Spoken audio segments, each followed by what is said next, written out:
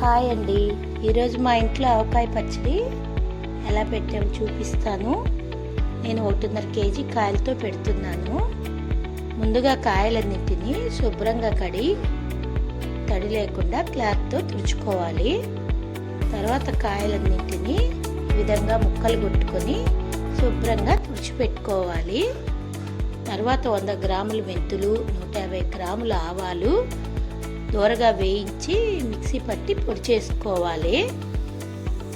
కారం 250 గ్రాములు, పొడి చేసిన రాళ్ల ఉప్పు 350 గ్రాములు, మనం ఇందాక మిక్సీ పట్టాం కదా ఆవాలు మెంతులు, ఆ పొడిని, 1 స్పూన్ ఇంగువని, 1 స్పూన్ పసుపు, 1 కప్పు వెల్లుల్లి రెబ్బలు తీసుకుని అన్ని ముక్కలలో వేసి బాగా కలుపుకోవాలి.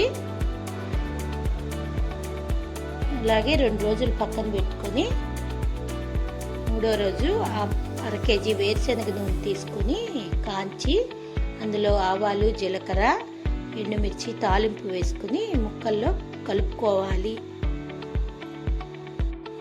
అంతే అండి, ఆవకాయ రెడీ. ఇప్పుడు వేడివేడి అన్నంలో నెయ్యి వేసుకొని కలుపుకొని తింటే ఆవకాయ ఎంతో కమ్మగా ఉంటుంది. ఈ వీడియో మీకు నచ్చితే లైక్ చేసి షేర్ చేయండి. మరిన్ని వీడియోస్ కోసం మా ఛానల్ని సబ్స్క్రైబ్ చేసుకోండి. Thank you for watching.